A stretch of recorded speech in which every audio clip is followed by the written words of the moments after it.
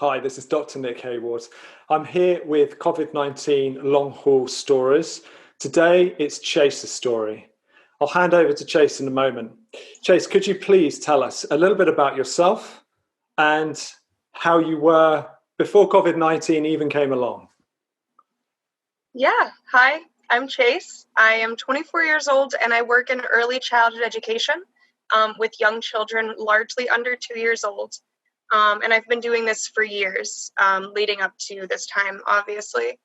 I live in Philadelphia, which is a pretty big city and within pretty close proximity to New York. So the pandemic hit us fairly early.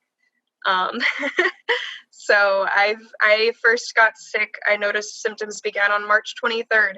Um, and I don't believe I would have considered myself in any way recovered until probably 18 weeks after that point.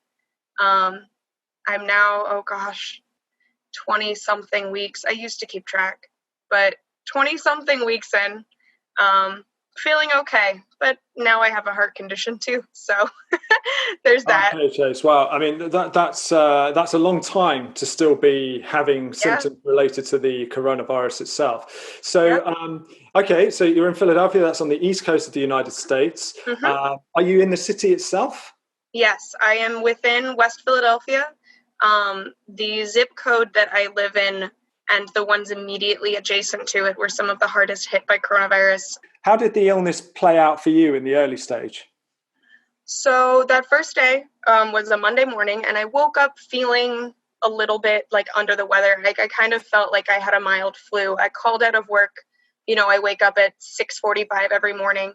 So I, called my director and I said, I don't think I should come in today. I don't really feel right. And she said, okay, take the day, see how you feel. Um, and as that day went on, I felt like I had a fever kind of, but I didn't. I was checking my temperature every like 2 hours.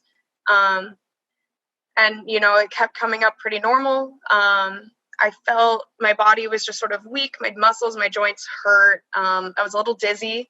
I tried to cook lunch. I had these ingredients for a stir fry that were going to go bad. So I was like, even though I don't feel good, I need to stand at the stove and do this.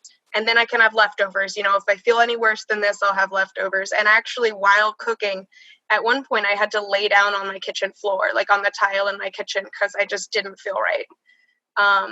And then I took my temperature. I ran a fever of 100.4 degrees at its maximum for a grand total of 3 hours that day.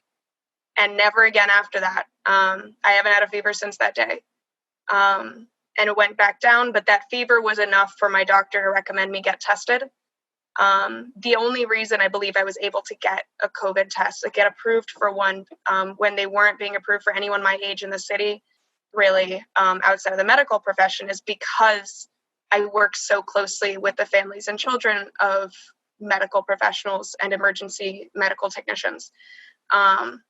So I was able to get tested 5 or 6 days later. The following Sunday, I got my positive test results back. But by then, I kind of knew I had COVID because Tuesday I felt all right. I got tested that morning, the like really deep nasal swab that feels like a cotton worm is poking your brain.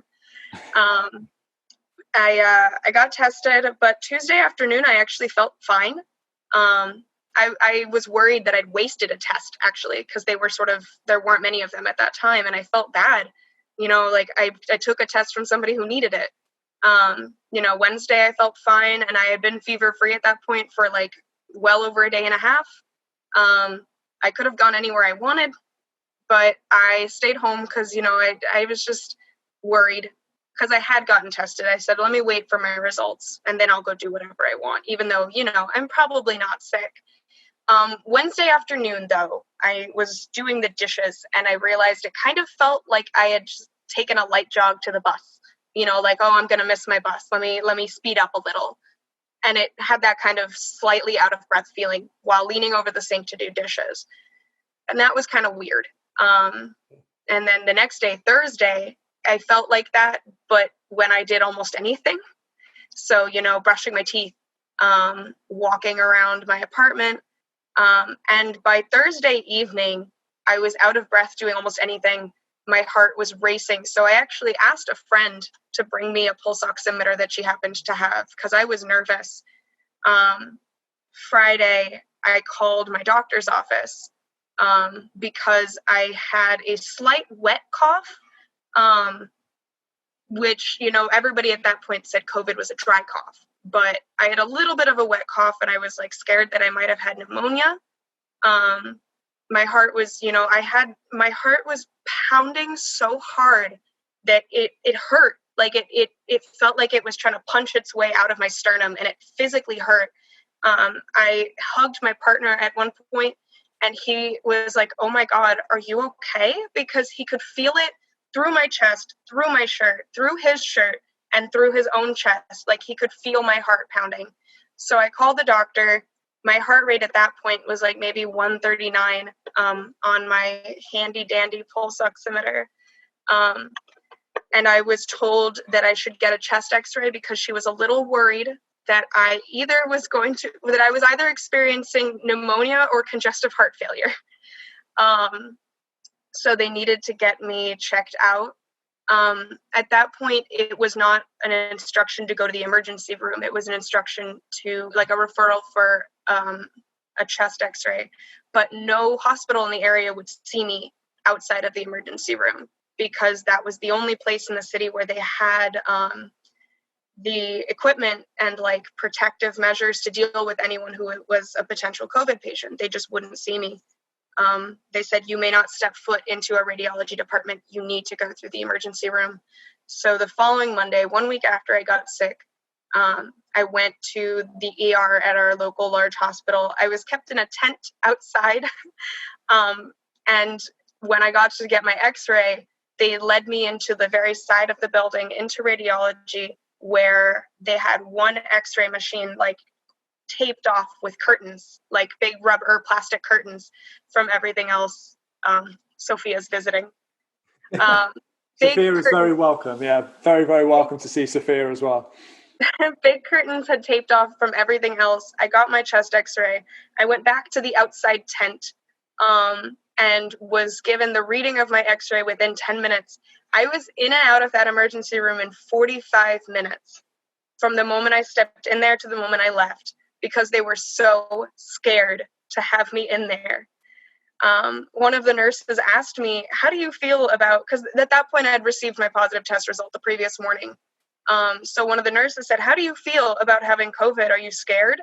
I was one of the first 1,000 people in the city to get a positive COVID result. So it was, I think maybe one of the first 50 in my zip code even. So it was pretty new. And she said, how do you feel about this? And I said, well, I'm currently in like one of the best hospitals in the country, and it's at the beginning of the pandemic, so you aren't overloaded. So if I get really sick, I'm already here. And she like laughed, but kind of worried. I really respect that. I mean, at least in a you managed to maintain a sense of humor while this was just unfolding. And actually, it's a difficult question for you, because how does anyone answer that question at the start of a pandemic, which we didn't, and we still don't understand very well, what the consequences of the virus can be. So for a clinician to ask you that question, it's kind of a really difficult one to answer. I think even now it's hard to say. Yeah, I always joke that, well, my blood type is B positive. So I actually remember as we were driving through the drive-through test clinic to get me tested, we overheard one of the people like running the thing, my partner and I, as we were driving through, overheard one of the people at the sort of intake end of the drive-through testing say to the person next to them, man, some of these people are really sick. And that was scary, right? Like hearing that was definitely scary. But I had my own doctor who was on my side.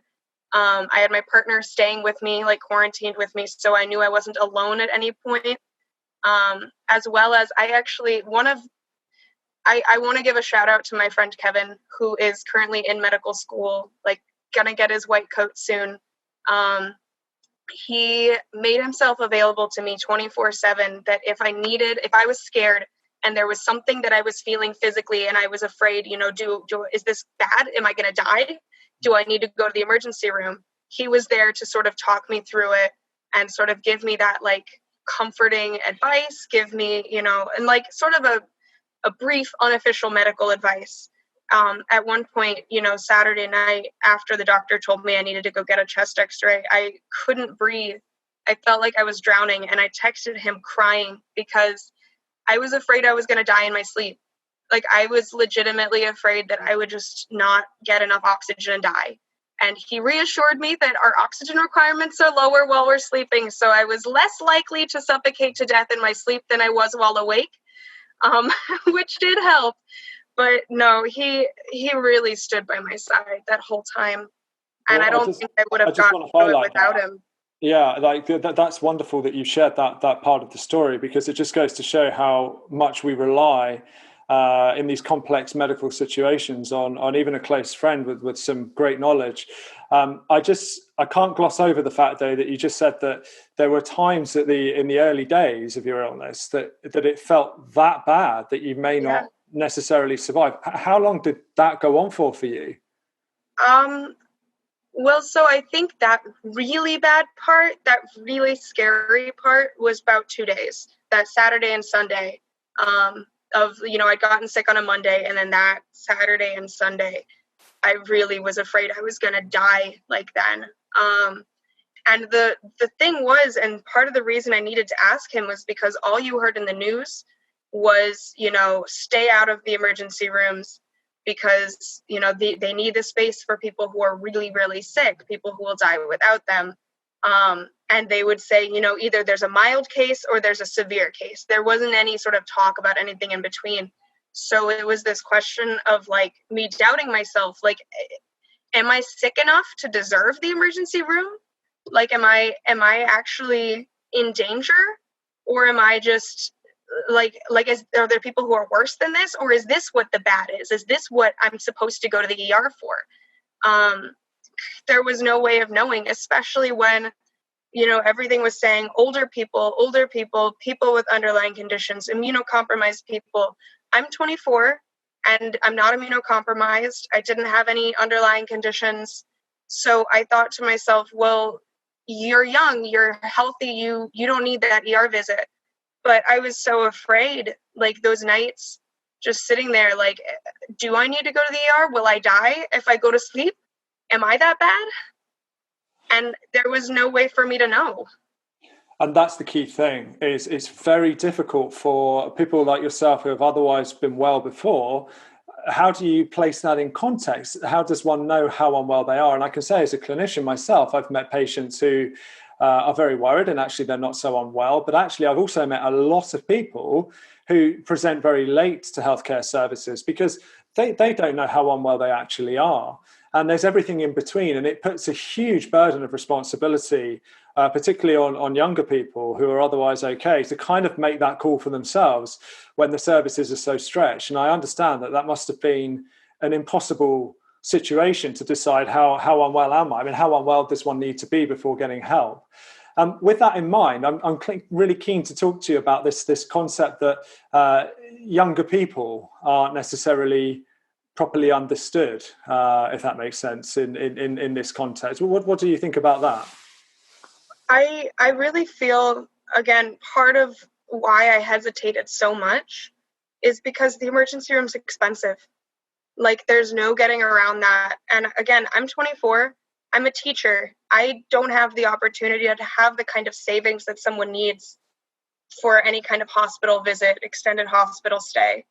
And I'm lucky enough that I have a family who is able to support me in that way. I actually reached out to my mom and I said, hey, this is how I'm feeling.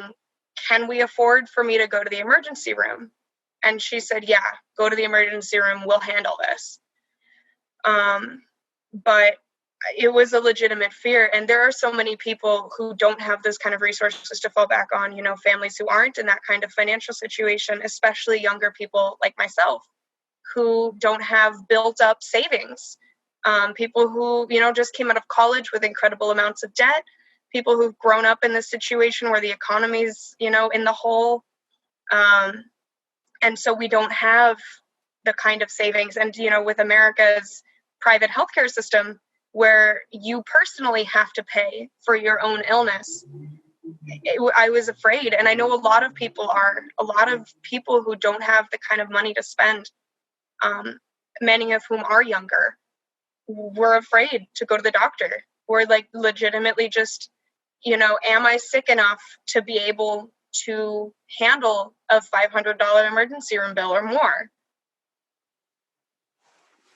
I think you've beautifully articulated the complexities of having that self-care and self-decision making, and then you throw in the financial constraints for so many.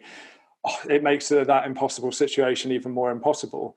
I'm still also very keen to explore this idea of how young people are seen with COVID-19, because people might be surprised watching this to see that someone as young as yourself, 24 years old, is still having symptoms, has long haul COVID-19. What's your opinion on the sort of demographic and possibly the stigma around that? So, especially in the beginning, all of the media reporting was about older people and immunocompromised people. And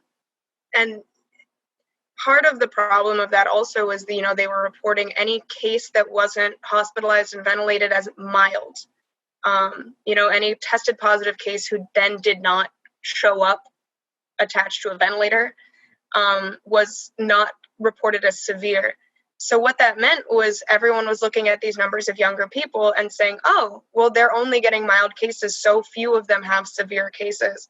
And I think there wasn't any understanding of what mild really meant. And no one called me, there wasn't contact tracing, but I was never reached out to, other than the hospital system that I, went to. They actually have a system by which they text you every day until you tell them to stop, asking you if you feel better or worse than the day before. And if you answer worse, then they say, are you having trouble breathing? And I never hit that, because even though I was having trouble breathing, I was afraid of what might happen. Like, I don't know if they would, try to call an ambulance or something. I don't know. But that was really the only kind of check-in I had. And nobody was asking me, or they would say better, worse, or the same. And, the same for me meant I was laying on my back on the couch and I couldn't breathe. Not really, but I wasn't dying. And going back to the ER, there wasn't anything they could do for me if I wasn't needing to be ventilated. So everyone was seeing, mild. Most cases are mild. 90% of cases are mild. This is what mild can look like. And especially with younger patients. So at the beginning, everyone sort of completely discounted anyone younger, unless they presented with serious symptoms. And now what we're seeing is, you'll get news stories about someone who's 35, someone who's 23, who dies of COVID or has a blood clot and needs to get their leg amputated. And those are sort of big ticket items. Those are surprising. Those are startling. Like, oh my God, a young person was sick from COVID.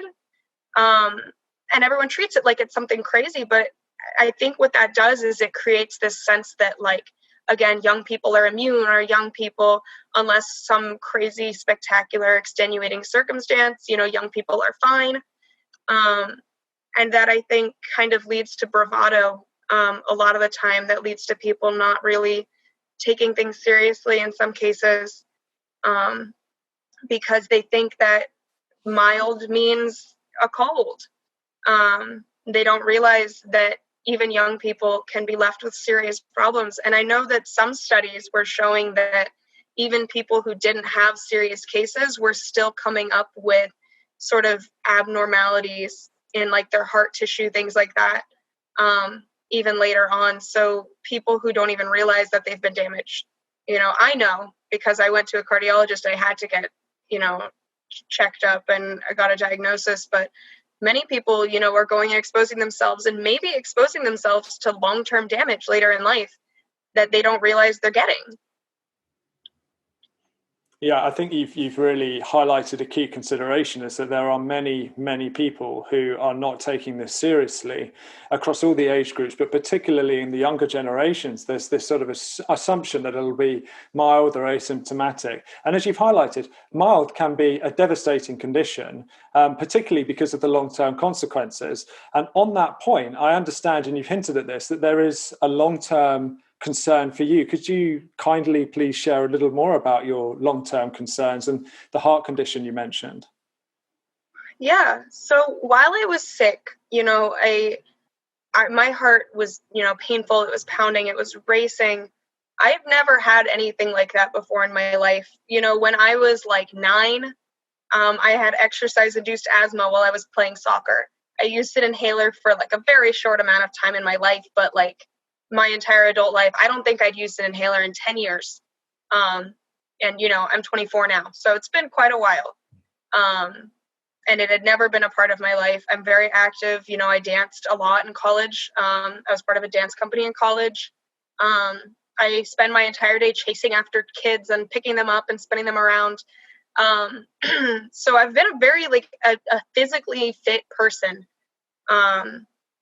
While I was sick, I was having so many struggles, and it felt like every time I would walk, I have this pulse oximeter, and I would walk from the couch to my bed and my heart rate would be 135 and I would be out of breath and I felt horrible. I would be brushing my teeth and it would be like 128 brushing my teeth.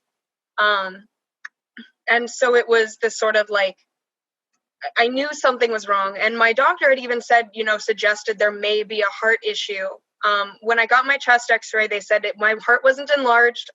So there wasn't any risk of like congestive heart failure that they could see, which is what a fear that my doctor had on hearing that like leaning forward, doing activities and having a little bit of a wet cough. They were worried.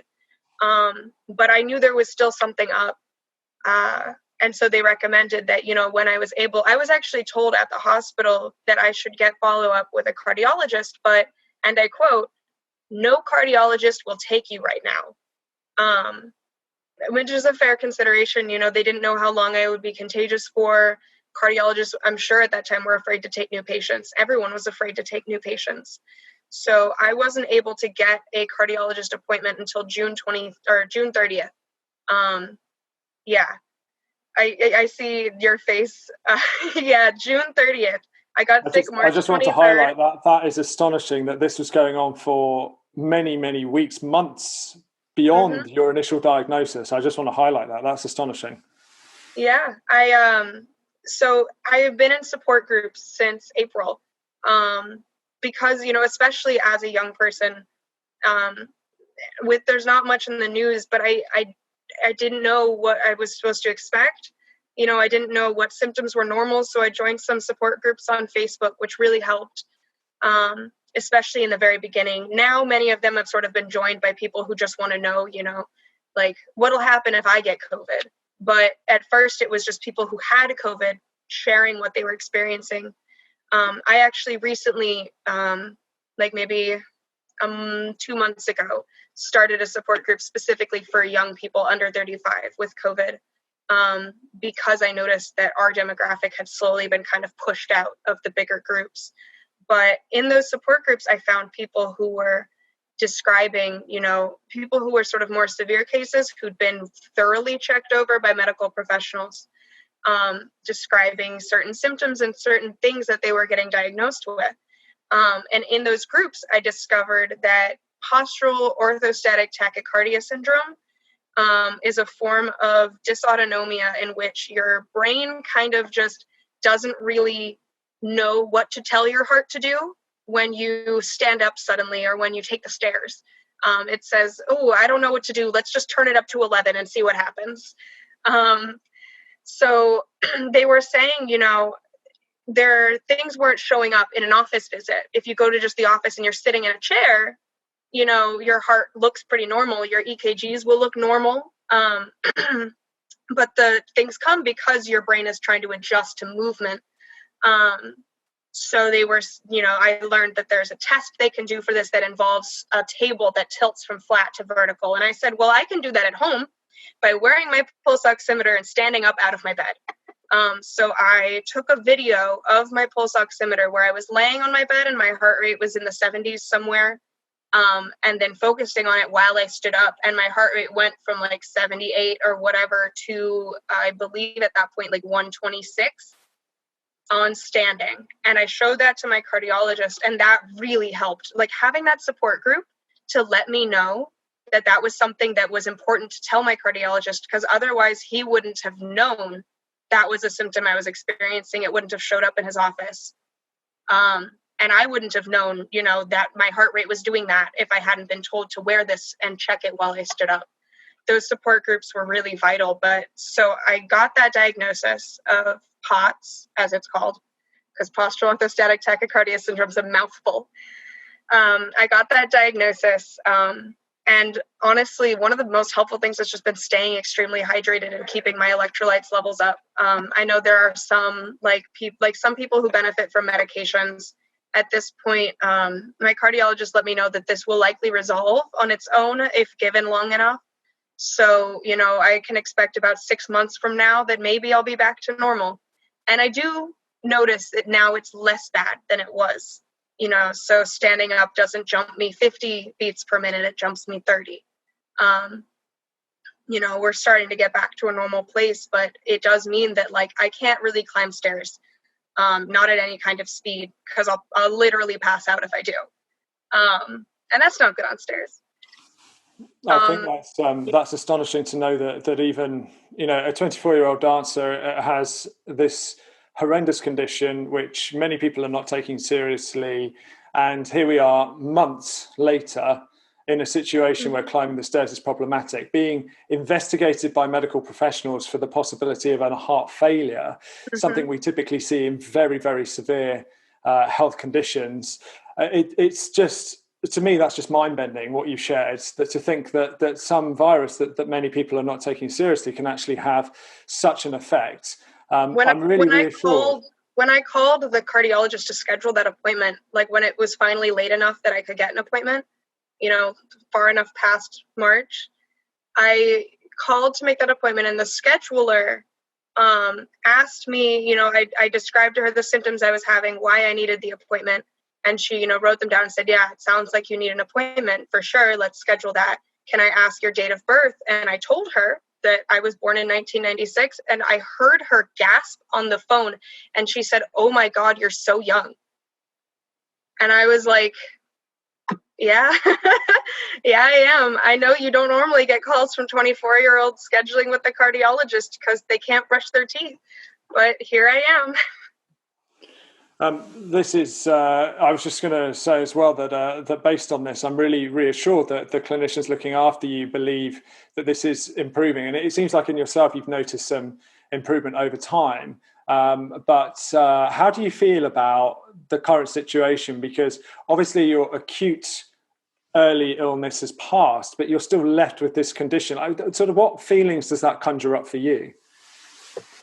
I mean, in some cases, to be honest, I feel lucky in that I know that there are people who've experienced much worse than me. There's in the support group that I created for younger survivors, there's somebody who's now in a wheelchair. And obviously there's nothing wrong with being in a wheelchair, but that was very sudden for her. And that wouldn't have happened without COVID.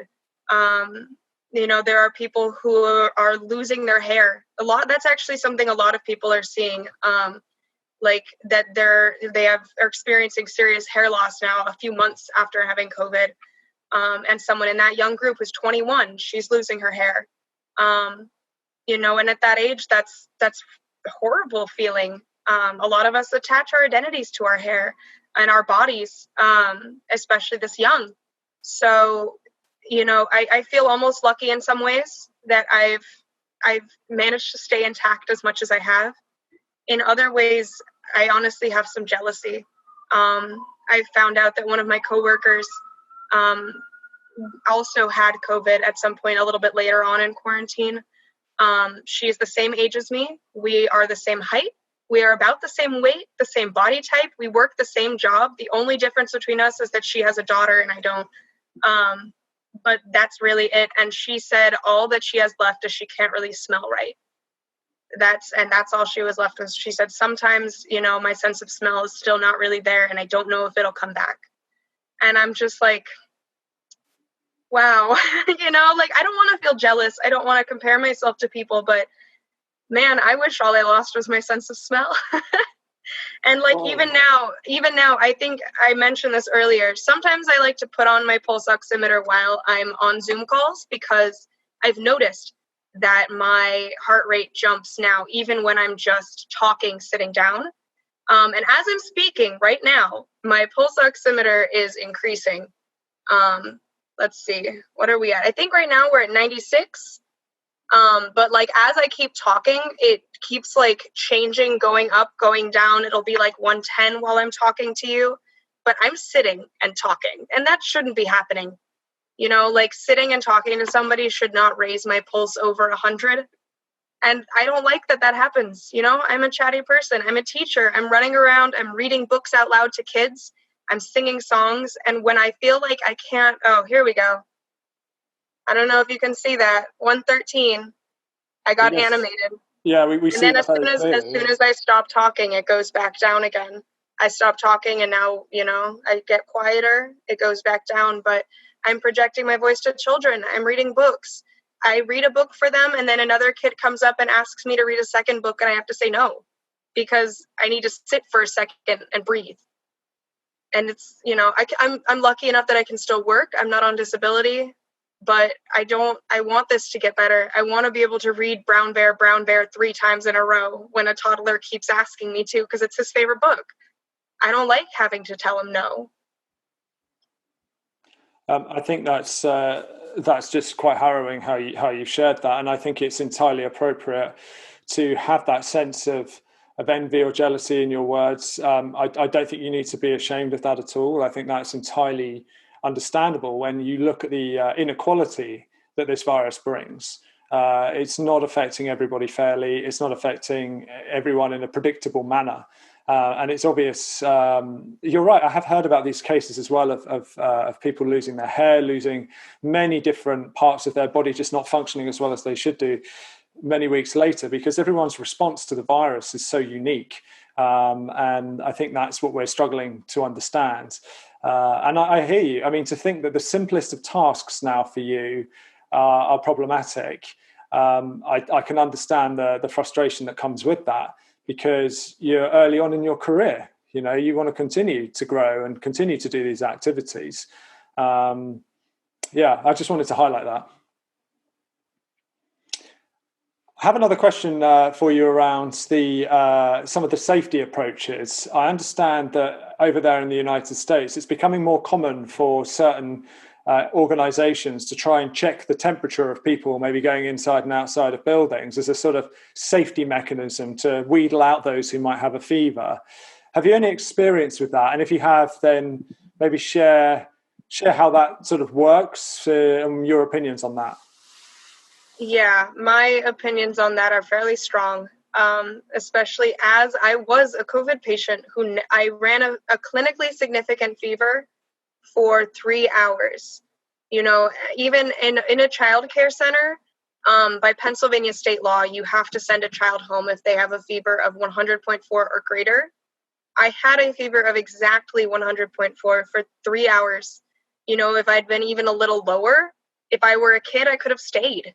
Although, I would have hoped a parent would come and pick me up. But by state law, I would have been allowed to stay there. Schools have temperature checks at the front door, which is incredibly frustrating to me, because we know, evidence-based, that children with coronavirus, unless they experience that sort of immune cascade that we're seeing, tend not to run fevers, or not ones as high as adults do. So we know that letting kids come into school if their fever, if they're not really running a noticeable fever, isn't safe, not necessarily. And the same with adults. In all of my support groups, people would post polls, did you have a fever? What was your temperature? And it was like 40% of people never ran higher than 99.5.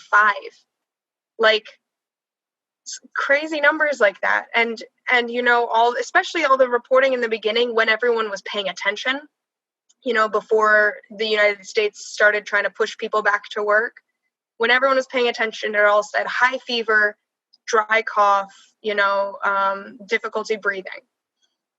And so people say, well, I can breathe okay right now, and I'm not necessarily coughing, or I have a wet cough, and I don't have a fever, so I'm fine. It's just asthma or allergies or whatever. And those temperature checks don't do anything. Those temperature checks just let people think that everyone coming into the building is safe.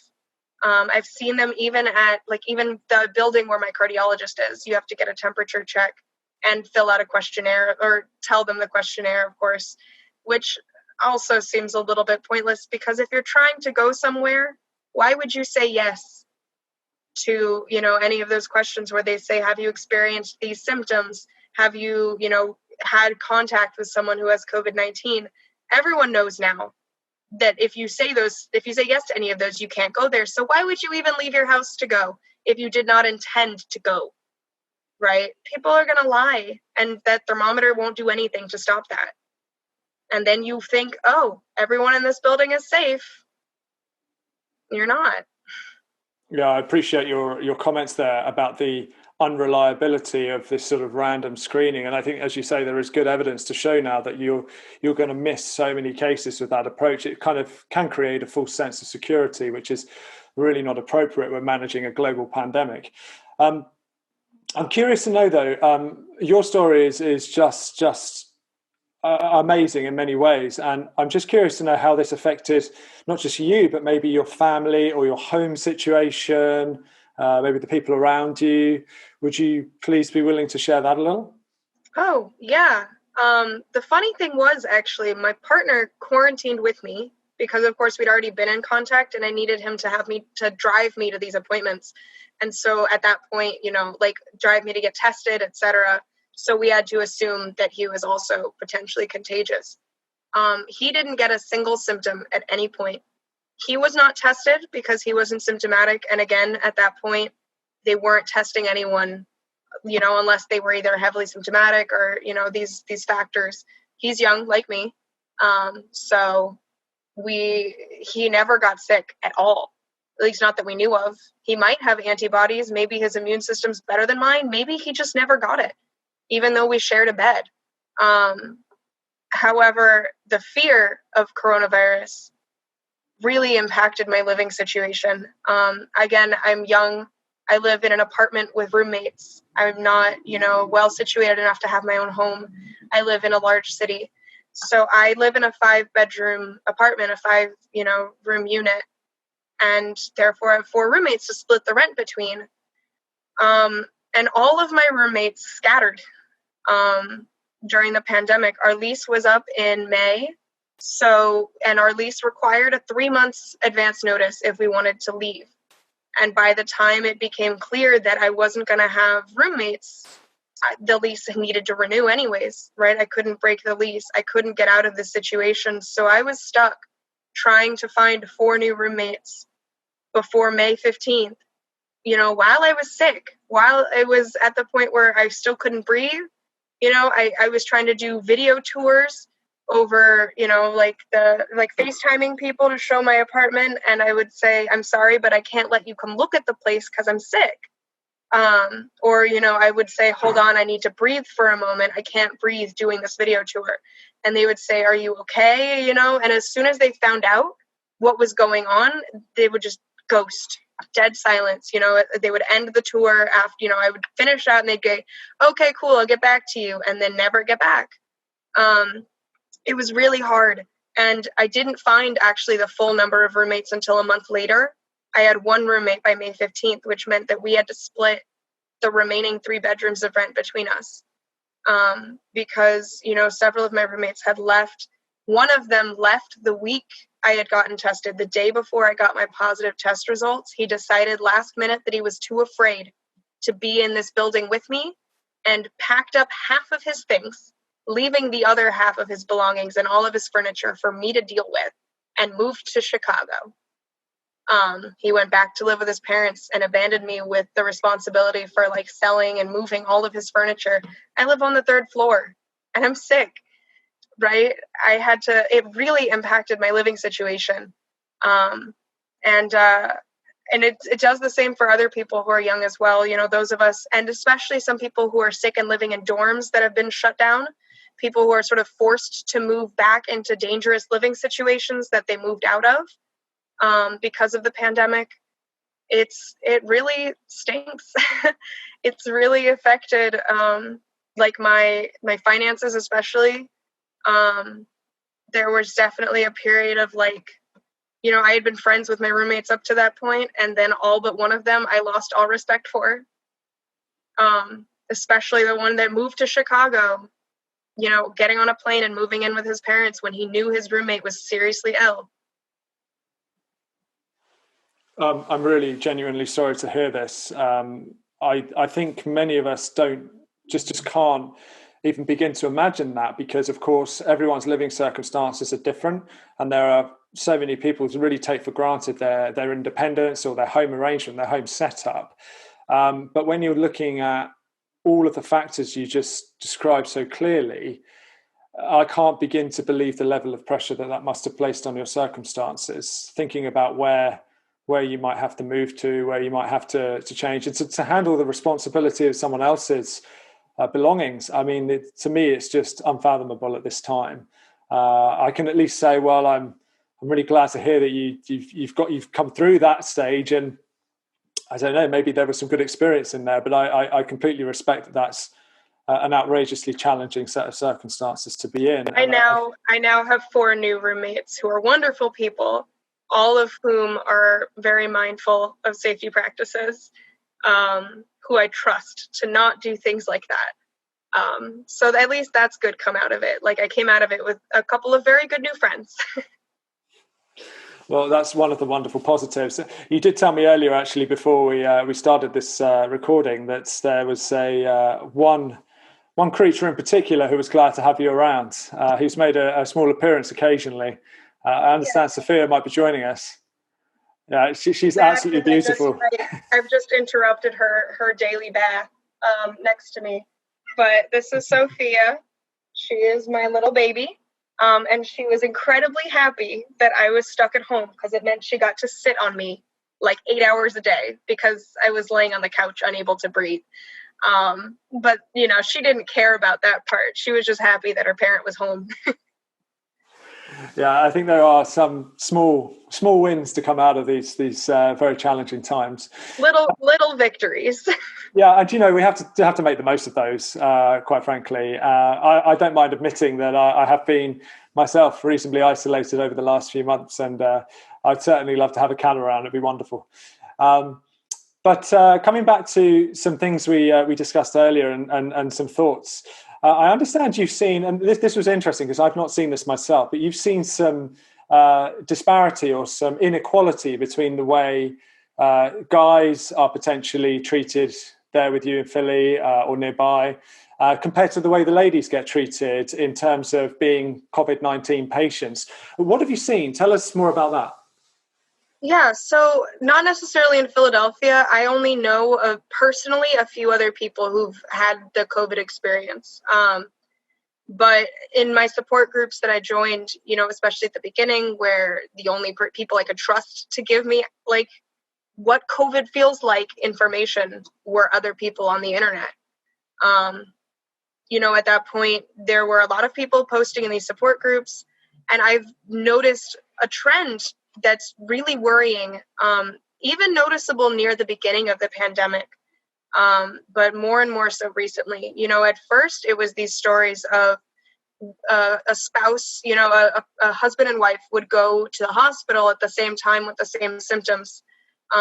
And while, the husband was kept there for some time running tests, they were worried, if this man has come in here with these symptoms, he must be in serious distress.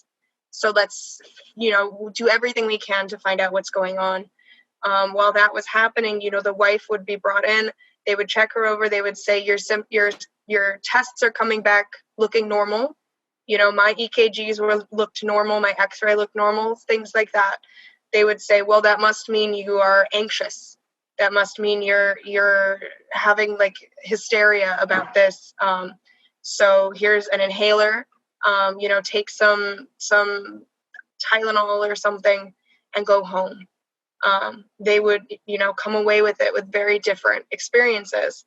And as long haul has been continuing, acute COVID patients is one thing, but these long haul patients who many doctors don't even believe exist necessarily, or are aware that they exist.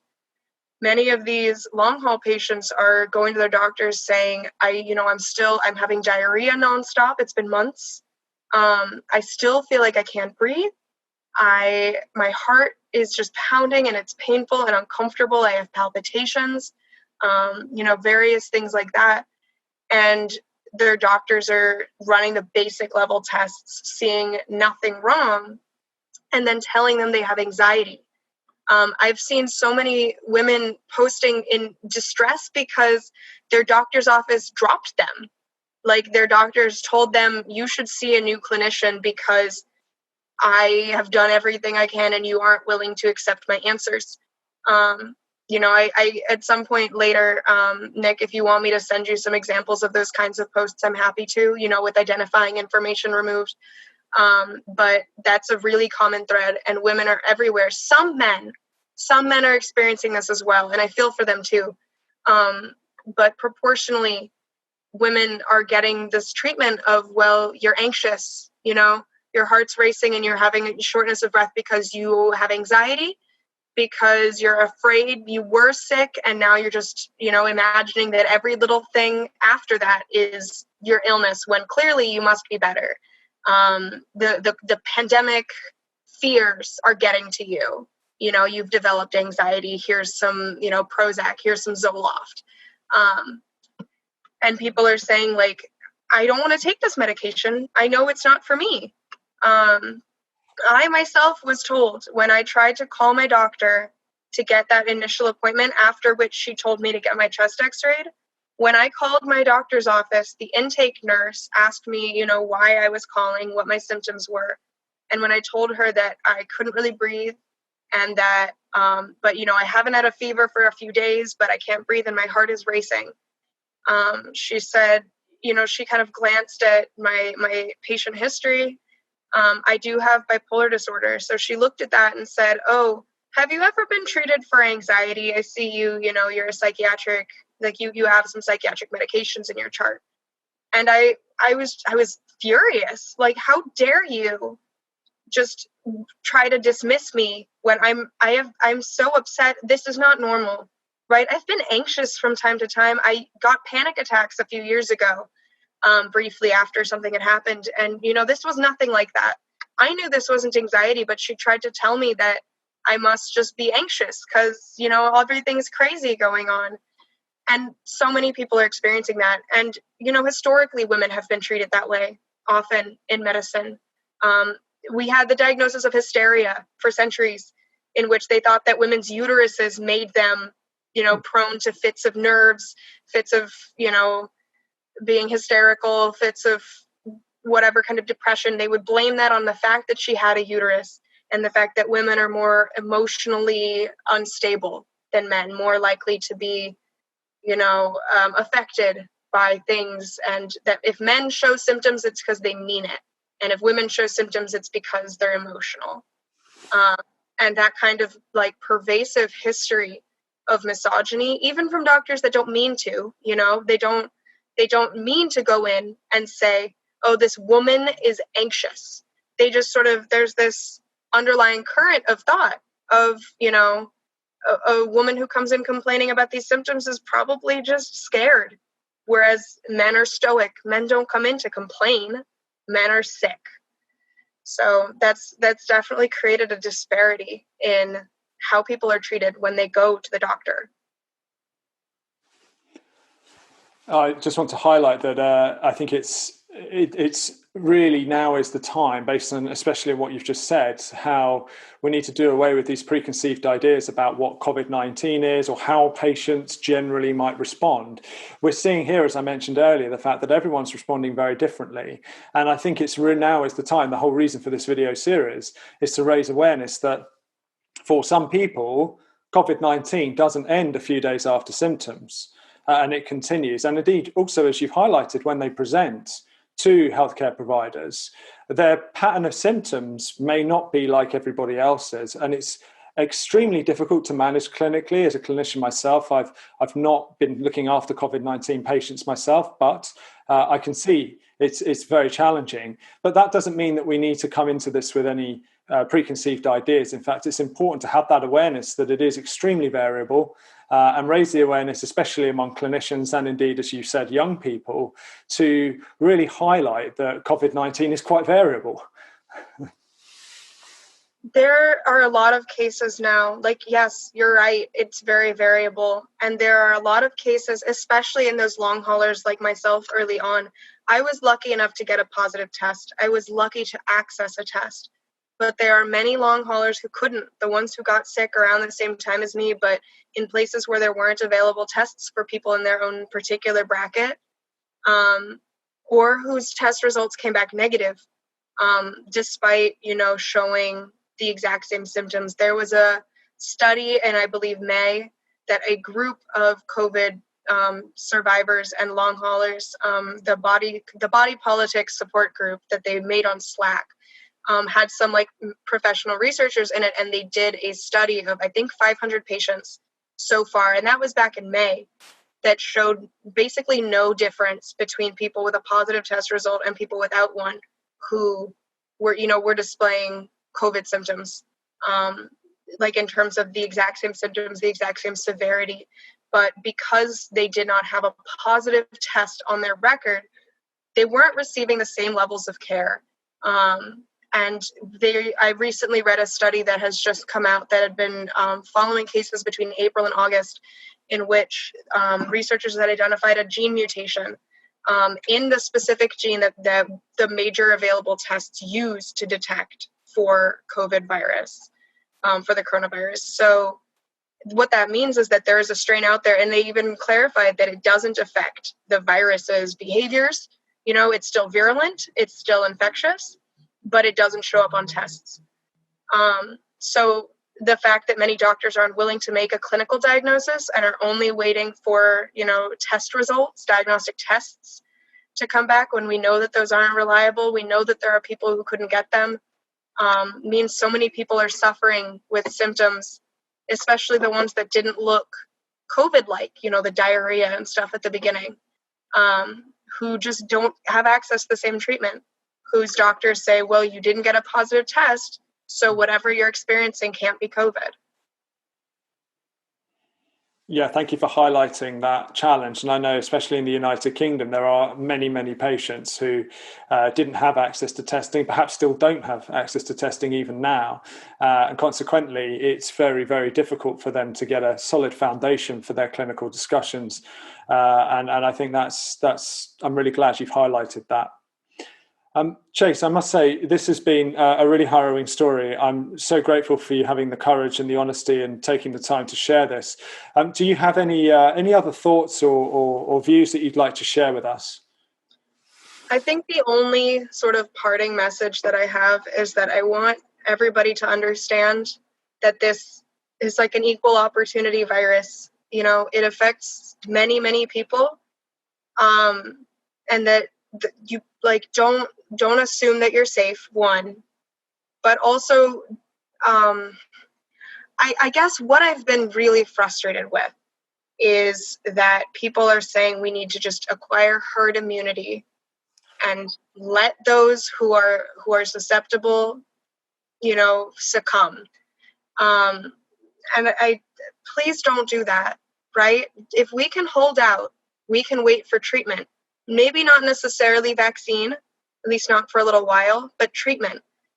Research is starting to show ways that we can treat COVID. And if people are careful, if people stay inside, people don't do things like eating out in a restaurant or going to a bar or going to a party, going to, a bachelor party with 80 other people. If you just stay mindful of the health of those around you and stay careful, people don't have to die, right? People don't have to end up sick like I did. People can get through this without ending up like me, young with brand new heart conditions. Just please care about the people around you and wait for treatments to be available, because they will be. You just got to be patient. Chase, thank you very much for that message. I really, really agree with what you're saying. And it's a very strong message, and you shared it very eloquently today. I'd like to thank you once again personally. I thank your family and Sophia, your cat, as well, for just taking care of you. We really do need to look after society at times like these. So I really, really appreciate your messages today. I do wish you very well. Having me. I wanted to say thank you for having me on the show. You know, I want to be able to spread messages like these, especially ones that don't get heard as much. So every opportunity I have to sort of like spread the word is really valuable to me. So thank you for this. You're very welcome, and it's a privilege to have you join me on this. I wish you the very best for the future. Would be glad to keep in touch, and thank you very much once again.